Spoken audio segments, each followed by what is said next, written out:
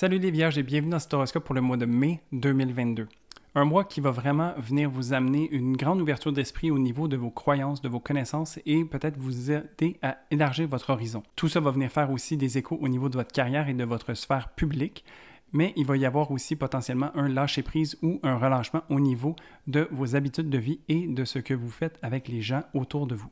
Salut, moi c'est Gabriel, je suis astrologue et ensemble je propose qu'on regarde un petit peu qu'est-ce qui se prépare pour nous pour le mois d'avril. Je fais des vidéos comme ça à chaque semaine où est-ce qu'on se permet de regarder un peu les transits ensemble et voir comment ça peut venir jouer sur nous et surtout comment est-ce qu'on peut se permettre de naviguer ça au mieux possible pour soi.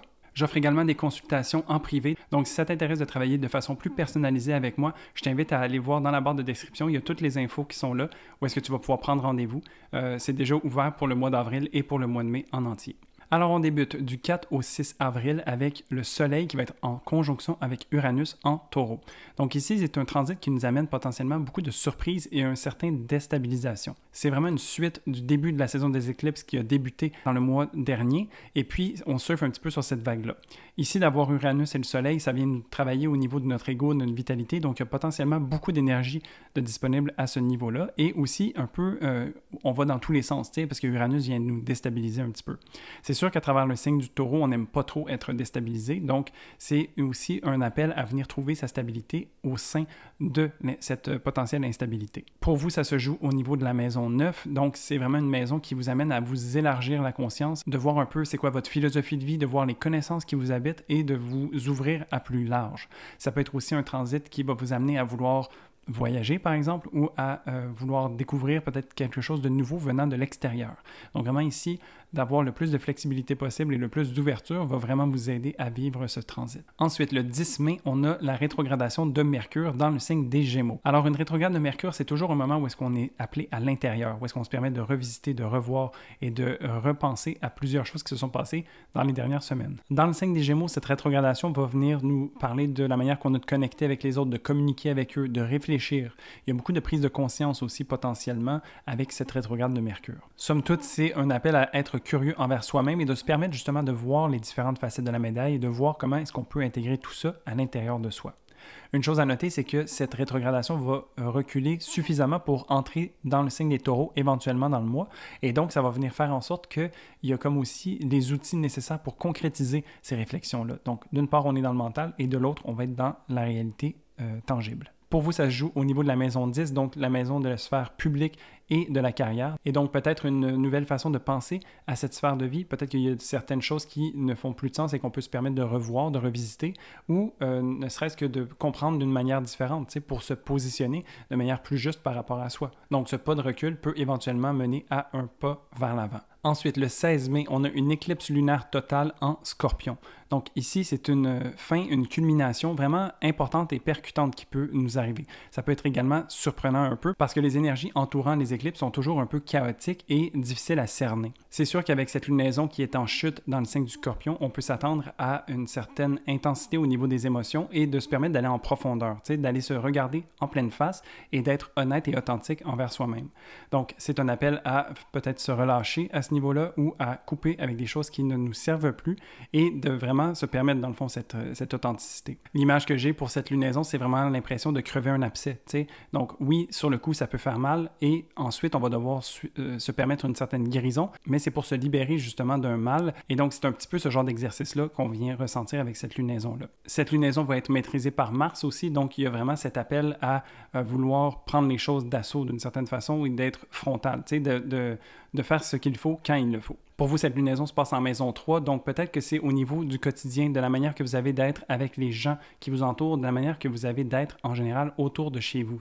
Donc vraiment de prendre conscience de ces choses-là, de voir qu'est-ce qui peut-être ne tient plus la route ou a besoin d'être réactualisé. Peut-être que vous manquez d'honnêteté ou d'authenticité à certains égards dans cette sphère de la vie et donc de vous permettre de vous en libérer. Peut-être que oui, ça peut être un peu plus abrasif, mais sur le long terme, ça peut nous permettre de vraiment plus être centré sur soi. Aussi, faites à noter que pendant les éclipses, je ne conseille pas de faire de manifestations parce que c'est un moment où est-ce que les énergies, comme je disais, sont un peu chaotiques et ça peut être difficile de recevoir exactement ce que l'on souhaite.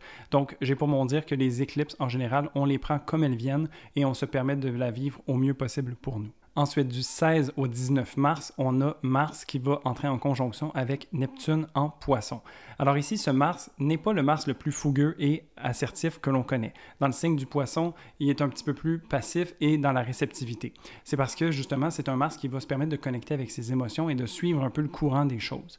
Donc, c'est un Mars aussi qui est peut-être un peu plus tourné vers l'autre, donc n'est moins porté à suivre son cœur et d'avoir cet instinct et ce désir d'avancer vers l'avant. La conjonction avec Neptune va peut-être amener justement aussi un peu de perte de clarté, où est-ce qu'on ne sait pas de toute façon exactement qu'est-ce qu'on voudrait faire. Tu sais, il y a comme beaucoup d'énergie en cours et le mois d'avril et mai ont été des moments un peu charnières de l'année 2022 et donc c'est peut-être un moment où est-ce que Mars justement se permet un arrêt ou un repos pour se recalibrer et savoir comment est-ce qu'il va avoir envie d'agir par la suite. Donc, c'est un moment aussi avec Neptune où est-ce qu'on peut se permettre justement d'être à l'arrêt et de se laisser infuser des énergies du moment pour savoir ce qui est juste pour soi. C'est également une position où est-ce que Mars va peut-être avoir envie de se fuir ou de s'évader d'une certaine manière, tu sais, comme de fuir un peu la réalité.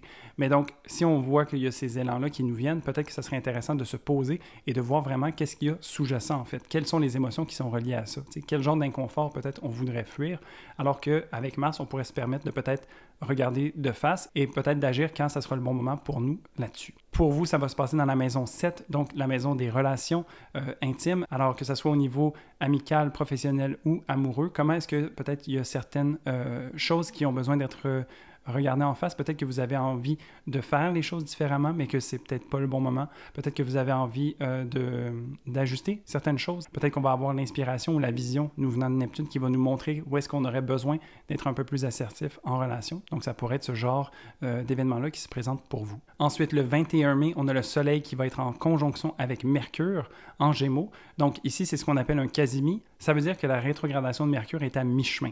Donc, ici, Mercure est en train de vraiment réfléchir et de revoir beaucoup de choses. Et puis, lorsqu'il y a la rencontre avec le Soleil, on se permet une purification, une intensification, en fait, de tout ce qui se passe au niveau cognitif et on a des déclics qui se font ressentir. Donc, il y a déjà beaucoup de réflexion et de prise de conscience, mais là, c'est comme si toutes ces choses-là faisaient du sens. Et donc, on arrive à voir on arrive à voir un peu mieux l'ensemble. Ce qui est intéressant aussi, c'est que cette conjonction se passe tout juste avant que Mercure entre en Taureau. Et donc, c'est intéressant de voir que ces prises de conscience vont tout de suite après être mises en action par ce Mercure qui va venir poser ses racines et qui va faire en sorte de rendre ces réflexions tangibles dans notre réalité matérielle. Pour vous, cette rencontre se passe dans la maison 10, donc c'est au niveau de la carrière, encore une fois, que cette prise de conscience, où est-ce que les réflexions que vous avez eues commencent à venir faire leur chemin et vous savez un peu plus comment est-ce que vous avez envie d'entreprendre cette sphère de votre vie.